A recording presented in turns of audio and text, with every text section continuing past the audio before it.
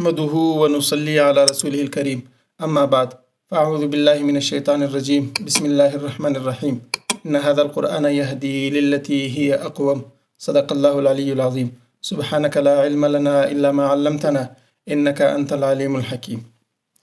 په تیرو آیاتو کې الله جل شانه د کفارو سره د تعلقاتو د ختمولو د تعلقاتو د لین د کاټولو حکم وکړي، نو هغه تفصیل خو پر هغه ځای باندې تیر سو چې د تعلقاتو څلور درجې وې کوم احکامو. بهرحال خو هغه غلط لاین د کفارو سره د تعلق هغه الله جل شانه کاټ کړي. صحیح لاین څه دی؟ صحیح لاین بیان کړي چې د انبیا او د وخت د نبی چې کوم قول او عمل دی، کوم فعل دی، د کوم دین دی، د هغه اتباع کول، د هغه سره خپل ژوندګي سمول، دا ستې دپاره صحیح لاین دی، د نبی سره خپل لار جوړول. بیا الله جل شانه یو سوال جواب په دا خبره وکړي چې دا وخت تر دې وخته د الله جل شانه دا طریقه ده چې د انسانانو دپاره یو څو کسان به طور نمونه الله راواستي، بیا د نور انسانان هغه ته ګوري، د هغه سره خپل زندگی بیا سموي د دا څو انسانانو سره. دا داسې نه ده چې خالد حضرت محمد صلی الله علیه وسلم په باره کې دغه حکم دی، بلکې هر وخت الله جل شانه د انسانانو دپاره داسې څه کسان نمونې جوړې کړي دي. ان الله اصطفى آدم و نوح و آل ابراهیم و آل عمران علی العالمین. بیا الله جل شانه د دغه خبرې دپاره اوس یو واقعي مثال پیښوي چې ګوره لکه په تیرو وختو کې چې دغه کس یا دغه خاندان یا دغه سړي آل دا موږ دغسې جوړ کړی و چې نور انسانان د دوی و عمل ته کتل، د دوی و قول و فعل ته کتل، د دوی پر خبره یې خپله زندګي سموله. داسې نه دی چې خالد حضرت محمد صلی الله علیه وسلم سره دغه خصوصیت دی. نو اوس راځو آیتونه په 50 نمبر صفحه کې د سوره آل عمران 15 نمبر آیات دی. په 50 نمبر صفحه کې د 4 لیکي اول سر دی، یو دوه درې لفظه بعدي.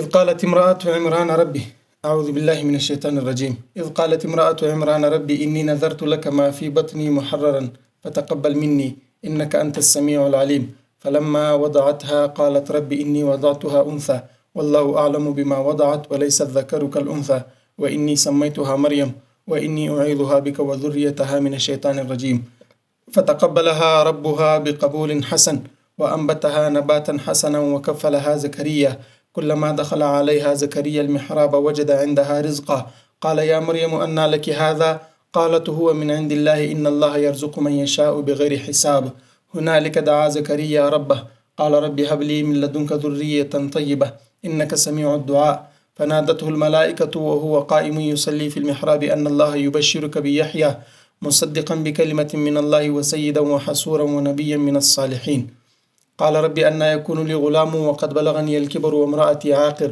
قال كذلك الله يفعل ما يشاء قال رب اجعل لي آية قال آيتك ألا تكلم الناس 3 أيام إلا رمزا واذكر ربك كثيرا وسبح بالعشي والإبكار. په دې آیاتو کې چونکې تفسیر ډیر ضرورت نشته، تاسې به وکړو چې د دې آیاتو ترجمه به که چیرې د تفسیر ضرورت وي یو ځای خو ټیک ده، که نو بس سیده به روان ترجمه وکړو. اذ قالت امرأة عمران ربي، هغه وخت د ریاد که یا هغه وخت د یادېدو وړ دی. اذ قالت چې کله وویل امرأة عمران، د عمران ښځه، د عمران څه مراد د مریم علیه السلام پلار دی، او د ده د ښځې څه مراد حضرت حنا رضی الله عنها ده. دا په دمشق کې اوس هم دا محققین وایي چې قبر شته. ربي ای زما پروردګاره، انی نذرت لکه، ما نظر کړی دی ستا دپاره، ما هغه فی بطني چې زما په نس کې کوم حمل دی، محررا د هر کار څه، د هر شغل څه، د هر ذمہ داری څه آزاد، خالص تا عبادت بکې. فتقبل مني، ته دی د ما څه قبول که، انک انت السمیع العلیم، بېشکه ته چې اورېدلو والا یې او په هر څه باندې خبرداره ذات یې. د دغه عمران یو زوی ولو، هارون نومېدی، ډېر دینداره، ډېر قابل، لایق، فایق سړی ولو. دا وفات سلو. چې وفات شو نو ودې ته د ده په وفات باندې ډېره صدمه ورسېدله. صدمه په دا ورسېدله عمران چې و دا د مسجد اقصی خطیب و، امام و، او د خلکو د دینی مسلو د دینی ذمهداري رهنمایي کولو والا و. نو په هارون کې دا صلاحیت و چې دغه ذمهداري به بیا ده کولی. چې هارون وفات سو نو دوی په دا باندې ډېر پریشانه سو، او ښځه خو نوم د حضرت عمران ښځه وله، دغسې قابله، لایقه، فایقه ښځه وله. د هغې بیا یو بچی په نس باندې و، نو دغه بچي دپاره دې دغه نظر ومنئ چې کوم به خدای نارینه زوی راکړي. نو که نارینه زوی راکړي بس هغه به هم بیا پر د هغه پله باندې چې پر کوم پله باندې هارون و، پر کوم پله باندې د دوی دوو پلارو. خو د دې دغه حمل لا په نه سولو، عمران وفات سو. عمران چې وفات سولو بیا و دې ته خدای پاک لور ورکړله. نو دې ویلې چې کشکې زوی وای، اوس نجلۍ خو نو بیا هغه رنګه خدمت نشي کولی، لیکن الله جل شانو چې بیا د دغه لورو سره کم عظمتونه، کم کمالات او کم دراز خبرې ورسره تړلې ویلې، په هغه باندې خو الله خبر ولو. دغه لور چې وله دا مریم نومېدله. مریم بیا یو څو 2-3 ورځې ورسره تېرې کړلې هلته، بیا مسجد اقصی له راوسته. هلته چې کوم مجاورینو خادمینو په هغه زمانه کې 40 کسان ولو، د هغو بیا ذمه دار حضرت زکریا علیه السلام. زکریا علیه السلام ته بیا د حضرت حنه خور په نکاح کې ناسته وه، په انجیل کې نوم راغلی دی الیشبع. نو چې راله د دې څخه تفصیل واخیستی، دې ورته چې دا ما دارنګه نظر منلی و، نو د دې ما سره د نورې استوګي حق نشته، دا اوس د مسجد اقصی حق دی، بس دا اوس ستی په ذمه ده. نو دوی ویل چې دا به اوس څوک پالي؟ پر دا پاللو باندې د هرې و ټالۍ ویلې، یو ول زه پالم، بل ول زه پالم. حضرت زکریا علیه السلام ورته ویلې چې خاله زما په نکاح کې ده، نو بل د مسجد اقصی چې کوم د خدمت او د انتظامیه ذمه داري ده، د هغه هم زه ذموار یم، په دا وجه زما حق ډېر کېږي. خو دوی یو هم نه منله. بیا اسک سره وکړي، ټاس چې موږ ورته وایو، دغه اسک سره وکړي. په اسک کې بیا د حضرت زکریا علیه السلام چې کوم اسک و هغه غالب سولو، هغه وګټله. بس بیا دغه حضرت مریم علیه السلام حضرت زکریا علیه السلام په سرپرستي او په کفالت کې واخیستله. مخته بیا څه اصولو هغه په را روانو آیاتو کې ووایي. اوس د دغه آیات سره خو یوه دا مسله تړلې ده چې ګوره د حضرت عمران ښځې نظر وماني د خپل اولاد په باره کې. پخوا چې کوم شریعتونه ولو د هغو د عبادت په طریقه دغه هم وله چې مسلسل به یو مخ به ځان د دین دپاره وقف کړي یا به اولاد وقف کړي. زموږ رستي په شریعت کې چې دی یو سړی دا جذبه کولی شي، دا نیت کولی چې زما د اولاد سبب بیا زه بل کار نه اخلم، خو دا واجبېږي نه. په هغه شریعتو کې به بیا دا واجب شو، بیا پر کول واجب ولو چې یو سړی دا نظر ومني چې زما اولاد به بیا د دین خدمت کوي، بس بیا پر کول واجب دي. زموږ په امت کې خو نو نه دی واجب، ځکه زموږ په امت کې زموږ په شریعت کې دا شی څه جایز دی نه. لا نظر فی ما لا یملک ابن آدم. یو سړی پر هغه شی باندې نظر و منت د خدای په حضور کې نشي منلی چې د مالک نه. او بل دا دی چې حضرت حنه بیا په دا روان آیات کې راځي د دا لور نوم دې کښېښوي، او دا رنګه چې دا دې نظر معنی حضرت عمران په دا ټیم کې ژوندی و.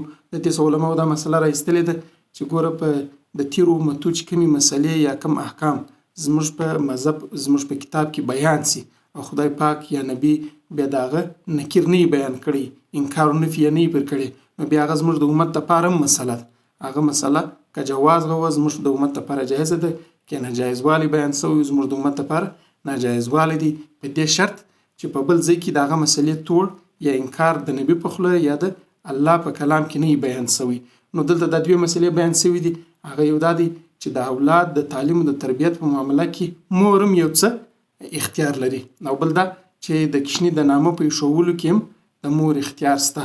ورته ګوري اوس مخته آیات د څو ورته ویلي الله جل شانو ته په مراز او په نیاز کې ربي فلما وضعتها، بیا چې دې کله د حمل وزر راوي قالت دیول رب انی وضعتها انثى، زما پروردګار ما خو نجلۍ وزېږوله، والله اعلم، او الله ډېر ښه خبر دی بما وضعت، هغه چې دی وزېږوي، یعنی الله په هغه عظمتو باندې په هغه اسرارو باندې چې د لوړو درجو چې کوم معراج دی هغه باندې الله خبر دی چې د دې سره کوم آیات کوم نښانیانې کوم عظمتونه تړلي دي. والله الله اعلم ډېر ښه خبر دی بما وضعت چې کوم شی دی وزېږوي د هغه سره الله کوم عظمتونه تړلي دي. ولیس الذکر او نارینه به نه وایي کالانثی لکه نجلۍ. دا خبره د چا ده؟ دا الله جل شانو فرمایي چې ګوره دغه دې چې کوم شی وزېږوي د دې سره چې کوم عظمتونه تړلي دي په هغه الله ښه خبر دی. او که چیرې هلک وایي هلک به دا رنګه نه وایي، د هلک سره خدای پاک دغه عظمتو تړلو فیصله نه ده کړې، هلک دا رنګه نه دی لکه نجلۍ. دا هم کېدلی شي چې دا د حضرت مریم د مور خبره سي، دا وایي چې ما خو نارینه غوښتي، دا خو نجلۍ سوله، نارینه دا رنګه نه وي لکه نجلۍ، د نارینه پابندیانې و دا ډېرې نه وي. خو مفسرین بالاتفاق دغه اول مطلب بیانوي چې د حضرت مریم د مور خبره شروع ده، په مابینځ کې الله جل شانو دغه دوې جملې خپلې به طور انشا ور واچولې، والله اعلم بما وضعت وليس الذکر کالانثی. الله ډېر ښه خبر دی چې کوم شی دې زېږولی دي، او که هلک وایي هلک دا رنګه نه دی لکه نجلۍ. و انی سمیتها، ما د دې نوم ایښی دی مریم. مریم په عبراني ژبه کې عابده ته وایي، عبادت کوونکې ښځه. و انی اعیذها بک، او زه دا په پناه کې درکوم و تا ته و ذریتها، او د دې نسل د دې اولاد من الشیطان الرجیم، د شیطان مردود څه. په دا وجه باندې نه د حضرت مریم او نه د حضرت عیسی علیه السلام پر ذات باندې د شیطان دعوت سوی دی چې خپل اثر کې استعمال کې. اصل کې کشنه چې پیدا سي حضور صلی الله علیه وسلم وایي شیطان بیا جټکا ورکي وی په خپل مشوکه باندې یا په خپل سوک باندې اني کشنه چې اول وار دی په جټکا وژاړي. د نبی علیه الصلاۃ والسلام وایي دا د شیطان جټکا ده. نو حضرت مریم او حضرت عیسی دا دواړه خدای پاک دغه محفوظه کړی دي او د دې نسل بم بیا دغه محفوظي. د حضرت مریم نسل خو حضرت عیسی علیه السلام سو او د حضرت عیسی علیه السلام چې کوم اولاد دي په حدیثو کې راځي چې بیا به دی راشوسي د ازد د قبیلې یو ښځه د هغې سره به نکاح وکړي بیا به د هغه زامن پیدا سي 2 زامن به نو هغه هم الله جل شانه محفوظه کړي دي. هغه بیا ګرځي د حضرت مریم علیه السلام په نسل کې راځي. و اني اعوذها بک زه دا وتا ته په پناه کې درکوم مذریتها او د دې اولاد او د دې نسل من الشیطان الرجیم د شیطان مردود سه. دغه دعا چې ده د ښځې د رخصتولو په وخت کې چې یو سړی خپل لور واده کړي بیا رخصتوي نو پر سر باندې لاس ورکړي دغه دعا ووایي سنت دی. او دارنګه د زوی دپاره هم ویلی سي چې و زوی ته یې واده ور وکړي بیا چې دی نجلۍ سره سپاري نو د زوی پر سر لاس ورکښېږدي بیا دا دعا ووایي خو لږ به بیا الفاظ بدلوي. اللهم اني اعوذه بک وذریته من الشیطان الرجیم. مخته راځه فتقبلها بیا الله بیا قبول کی ربها د دې پروردګار د نجلۍ د دې پروردګار قبول کړه بقبول حسن په ښایسته قبلېدو باندې. په ښایسته قبلېدو باندې څه معنی و حضرت مریم علیه السلام په 3 کاله کې بیا د مسجد اقصی خدمت شروع کړي. دا اعزاز وبل چاته ګس نه دی حاصل شوی بقبول حسن په ښایسته قبلېدو باندې. و انبتها او بیا یې دا رالویه کړه نباتا حسنا په ښایسته لویدو باندې. په ښایسته لویدو باندې څه معنی د دې جسم جسمانی لویوالی هم مراد دی او روحاني ترقی او روحاني پرورش هم مراد دی. علما وایي چې حضرت زکریا علیه السلام د دې لپاره یوه مرضعه د شیدو والا ښځه په کرایه ونیوله. بعضې علما وایي چې د دې ضرورت راغلی نه دی دا په کوچنیوالي دا رنګوله شیدې هم ښې پر لګېدې ډوډۍ هم پر لګېده میوه هم پر لګېده بس په هر څه باندې دا بدن وده کوله او وده یې دا رنګه تیزه کوله بدن چې د عامو انسانانو سره ډیره بدله وه. و انبتها او دا یې رالویه کړه نباتا حسنا په ښایسته لویېدو باندې. وکفلها زکریا د دې سرپرستي کوله زکریا حضرت زکریا علیه السلام. د حضرت زکریا علیه السلام د سرپرستي بعد بیا څه وسو نو حضرت زکریا علیه السلام و دې ته په مسجد اقصی کې چې هلته دننه بیا کومې کمرې وي یا حجرې ولې په هغې کې یو کوچنۍ حجره و دې ته ورکړله بس دا د دې حجره وله دا هلته دې استوګه کې کوله.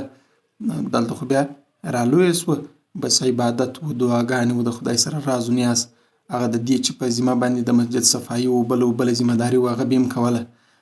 حضرت زکریا علیه السلام خو د مسجد اقصی چې کوم خادمانو مجاورینو خوراک و چښک و دغه شان چې به پوره کول دا هم د ده ذمهواري وله. دی چې به د حضرت مریم علیه السلام کمرې له راښکاره سولو د دې په کمره کې به تازه میوې بې موسمه میوې داسې ناولده خوراکي به پرتې ولې. هر وخت چې به رالی دغه ناشوده به یې لیدله بیا اریان ولو چې دا خو اوس یو وارې خو ما راستولي نه دي بیا چې ګس ما نه دي راستولي نو بل چا راوړي دي او خادمانو یو چا په چم کې راتېرې کړي دي یا نو دا خو ګس دلته ستنه نو خادمانو چې ګس راوړلی دا یې د کومه ځایه څه راوړلی. بس بیا پوښتنه جن وکړله چې مریم دا تاله د کومه ځایه څه راځي بس دې ورته ویلی چې دا د الله د طرفه څه دي. د حضرت زکریا علیه السلام چونکې اولاد نه ولو دی په خپله سپین ږیري و او د ده چې کومه کور والا وله هغه هم سپین سرې وله نو په ځواني باندې اولاد نه و سوی په دا ټیم کې خو نو بیا بیخي د اولاد تمه د دوی نه وله. لیکن دلته د نبیانو خو دا یوه خبره ضروري ده مخکې موږ کړې وه د نبیانو زندګي د انسانانو سره عموما دا رنګه چې هغه د اسبابو لاندې زندګي د معجزې او د کراماتو د دې زندګي نبیان نه خوښوي ځکه چې بیا و انسانانو ته د دوی څه د دین زده کړه د دین اخیستنه ګراني. معجزه او کرامات عموما و نبي ته الله جل شانه د مدد په موقع کې د تنګۍ په موقع کې ورکوي او دارنګه چې د یو چا د هدایت توقع وي نو معجزه وویني بیا هغه پر هدایت باندې کېږي په دې موقع کې الله جل شانه معجزه ورکوي. یا د وخت چې کوم باطل نظام رواني دغه باطل نظام خلاف الله جل شانه داسې معجزې ورکړي چې د هغه د مروجه نظام چیلنجوي. عمومي زندګي کې انبیاء کرام د انسانانو سره په اسبابو باندې تړلې زندګي تیروي. نو په دې وجه د حضرت زکریا علیه السلام خو همت نه کېدی چې د الله څخه معجزاتي اولاد طلب کړي دا معامله د الله څخه په معجزاتي انداز باندې حل کړي. لیکن چې دغه د مریم علیه السلام واقعه یې ولیدله بس بیا همت پیدا سو دلته دعا وکړه چې الله ته ماته اولاد راکړي. بیا الله جل شانو دغه دعا قبول کړه. دغه دعا په برکت باندې بیا خدای پاک حضرت یحیی علیه السلام ورکړي. یحیی علیه السلام د عیسی علیه السلام څخه 6 میاشتې په عمر کې مشر بلل کیږي. ډیر خواپاک ډیر پاکیزه د دنیا چې کوم جایز خواهشات دي د هغو سلام ځان نه تړلی. دارنګه زندگی د حضرت یحیی علیه السلام په انجیل کې نوم یوحنا دی. نو دغه د حضرت زکریا علیه السلام د دعا برکت او دغه د دعا ځای حضرت زکریا علیه السلام د حضرت مریم علیه السلام د واقعې څخه همت ور پیدا سو. وکفلها زکریا راځو آیات له زکریا علیه السلام سرپرستی وکړه کلما دخل علیها هر وخت چې به دی داخلېدی زکریا د زکریا المحراب وجرې له محراب اصل کې و یو جلا کمره ته وایي. دا زموږ په مسجدو کې چې کوم محراب دی ودې ته محراب په دا وجه وایي چې دا د مسجد د صدی جلا ځان ته د کمرې رنګت ځای دی چې بار وخت د وجرې له ورالی وجه د اندها رزقه د دې ته به روزي پرته و دې ته به د خوراک یو څه شی پروت ول. نو د دې د کمرې چابي و قفل دا خو د حضرت زکریا علیه السلام په ذمه واري کو دی بهران سو چې دا د کومې خوارالو. بیا یې ورته ویلې قال ویل یا مریم ای مریم انا لک هذا د کوم ځای څخه دا تعالی راځي. قالت دی ورته ویلې هو من عند الله دا د الله د جانب څخه دی. ان الله بشک الله تعالی یرزق من یشاء د چا په باره کې چې وغواړي روزي ورکوي بغیر حساب بې اندازې. د بغیر حساب درې معناوې موږ ویل راځي. بغیر حساب یعنی بیخي ډیر، بغیر مشقت، بغیر سوال. هنالک دالته معنا په دغه وخت کې پر دغه ځای دعا زکریا ربه زکریا علیه السلام خپل رب ته دعا وکړه. د دې څه معلومیږي چې په د دعا د قبلېدو موقع تلاشول او د دعا د قبلېدو ټیم او ځای تلاشول دا ښه خبره ده. او دارنګه مریم خو نبی نه وله، نبیه نه وه، نو مریم ته چې خدای پاک دغه کم روزي ورکوله دا به طور کرامت. په دې وجه باندې د قرآن په آیاتو باندې د اولیاو کرامت د قرآن په نص باندې ثابت دي. هنالک دلته دعا زکریا ربه زکریا خپل رب ته دعا وکړه. قال څه ویل په دعا کې؟ قال ویل ربي ای زما پروردګاره هب لي تراکې وماته من لدنک د خپل جانبه څخه ذریة طیبة پاکیزه اولاد خواپاکی اولاد انک سمیع الدعاء بشکته اوریدلو ولای د هر دعا. د دې څه معلومیږي چې د اولاد طلب کول دا د نبیانو سنت دي. د نور انبیاو واقعین په قرآن مجید کې بیان شوي دي. هغو نبیانو د اولاد طلب کړی دي. د اولاد د طلب سره سات د اولاد د صلاح او د فلاح د دینداري طلب کول دغه بیا د انبیاو سنت دي. په دې وجه باندې د اولاد د پاره د پلار تر ګردو غټه نیکبختي دا ده چې د دین او د لمانځو د حلال او د حرامو د صحیح معیشت او د حلال معیشت د دې فکر وکړي. په دې کې یو دام ثابت سلو چې د اولاد غوښتل صحیح دي. نو د دې دا معنا سوله چې د اولاد د غوښتلو لپاره د اولاد د سلسله چلولو لپاره نکاح کول هم ضروري دي. په دا وجه باندې انبیاو تقریبا ګردو نکاح کړی دی، کم و بیش یو دوه نبی کنه وکړي. ورنه نبی علیه السلام حدیث دی چې 4 شان د انبیاو سنت دي: الحیاء والتعطر والسواک والنکاح، شرم، خوشبو لګول، مسواک کول او نکاح کول. دارنګه د نبی علیه السلام حدیث دی د دې ښځې سره نکاح کوي الودود الولود چې هغه محبت کوونکي او ډیر بچان زیږونکي. او دارنګه نبی علیه السلام وایي نکاح زما سنت ده. د خپل سنتو په باره کې نبی علیه السلام چې زما د سنت څخه چا مخ واړوي هغه د ما څه بیا نه دی. په دې وجه د نکاح دپاره رکاوټونه جوړول یا د نکاح صدر کولو کوشش کول یا دارنګه د اولاد صدر کاوېدو دپاره کوشش کول دا د فطرت او د انبیاو د سنت څخه بغاوت دی. د فطرت څخه بغاوت دی، د انبیاو د سنت څخه بغاوت دی.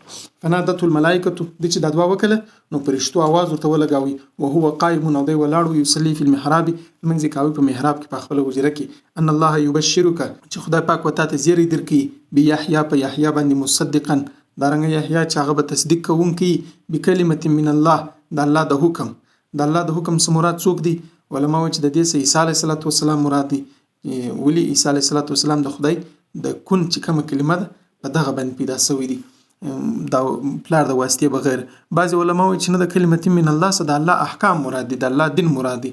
د الله د دین چې الله یو عیسی ته ورکړي دغه بیا د تصدیق کوونکی.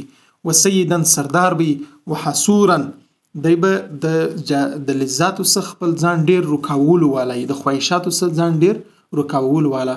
حصورا و هغه خواهشاتو څخه رکاوېدو والا ته وایي چې د مباح او د جایز خواهشاتو څخه هم ځان راتړلی.